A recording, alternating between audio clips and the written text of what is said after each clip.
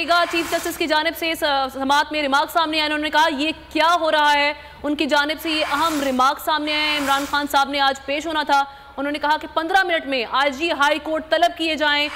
आपको बताएं कि चीफ जस्टिस आमिर फारूक इस्लामाबाद के चीफ जस्टिस हैं, उनकी जानिब से अहम समाअत में रिमार्क सामने आए। उन्होंने कहा कि ये क्या हो रहा है, 15 मिनट में आईजी हाई कोर्ट में पेश हो। इसी बारे में जानते हैं नीलम अरशद से। जी नीलम, बताइएगा इन रिमार्क्स के हवाले से।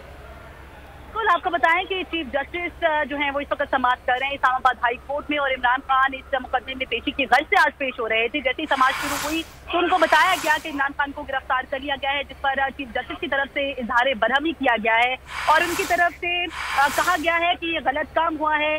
15 मिनट में आईजी हाई कोर्ट को तलब किया गया। इस्लामाबाद हाई कोर्ट में लॉ एंड ऑर्डर की सूरत हाल का मसला है, ये कहा गया है chief justice Islamabad high court की जानिब से।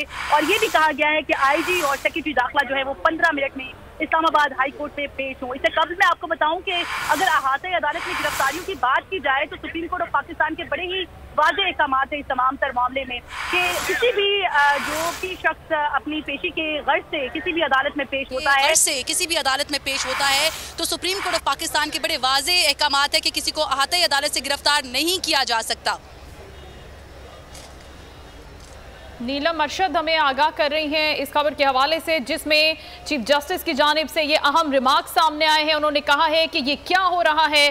15 मिनट में उन्होंने कहा है कि अगर आईजी पेश ना हुए तो वजीर आजम को तलब कर लिया जाएगा, पेश हो और बताएं कि ये क्यों हुआ है, किस मुकदमे में हुआ है। इसी पर बात करते हैं। समी इब्राहिम साहब हमारे साथ हैं। जी समी साहब,